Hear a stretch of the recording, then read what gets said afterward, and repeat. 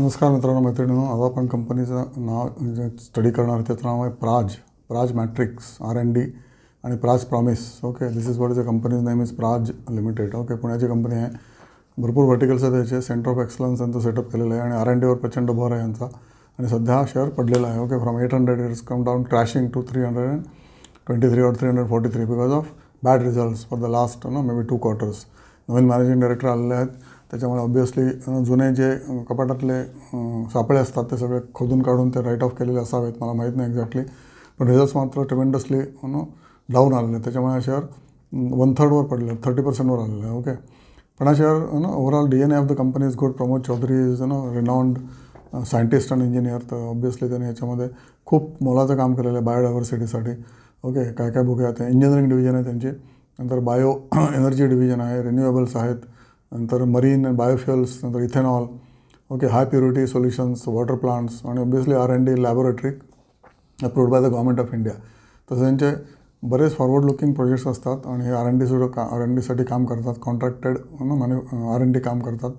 त्यांचे technical partners पण भरपूर आहेत इंटरनॅशनली. जिवो USA, नंतर DVO USA, नंतर अजून सेकॅल स्वीडन आहे आणि ARAI इंडिया असे त्यांचे टेक्नॉलॉजी पार्टनर्स आहेत. आणि असोसिएट्स पण आहेत. GOI बायोटेक किंवा BLE association of biotech engineering, CII, IFGE वगैरे वगैरे. तर टेक्नॉलॉजिकल एज असणारी कंपनी आहे. मुंबई, पुणे, कांडला आणि मँगलोर या ठिकाणी यांचे ऑफिसेस आहेत आणि फॅक्टरीज आहेत ऑब्वियसली.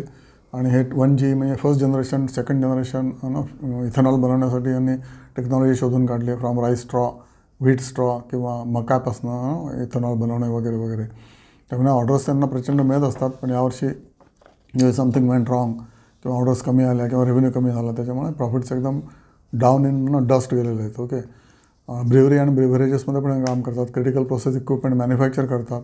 ओके, जी फूड ग्रेड वगैरे लागते किंवा काय म्हणायचं बिव्हरेज ग्रेड लागते, तसं यांचा निश बिझनेस आहे. ओके, आता त्यामुळे निश बिझनेस आहे त्यामुळे हा शेअर घ्यायचा, कारण कधीतरी नक्कीच within 2 years they will be bouncing back. आणि त्यामुळे याच्या शेअरचा तुम्ही टेक्निकली जर अभ्यास केला तर हा शेअर जवळजवळ 1/3 पडलेला आहे. आणि याचा तर तुम्ही टेक्निकल जर अजून थोडी वाट बघितलीस maybe you can wait for another 1 or 2 months. आणि जेव्हा शेअर राईज व्हायला सुरुवात होईल, okay, maybe share goes to maybe 350, 360, तेव्हा तुम्ही हा शेअर घ्यायला लागायला हरकत नाही आहे. आणि अशी ही प्राजची स्टोरी आहे. एक्सपोर्ट पण यांचा 45% एक्सपोर्ट आहे, डोमेस्टिक 55% आहे. ओके, आणि Q1मध्ये डोमेस्टिक 62% आणि एक्सपोर्ट 38% झाला. एक्सपोर्ट कमी झालेला आहे, त्याच्यामुळे हा शेअरचा रेव्हेन्यू कमी झाला आहे किंवा मे बी मार्जिन कमी झालं असेल, कारण एक्सपोर्टमध्ये मार्जिन ट्रिमेंडसली जास्त असतं.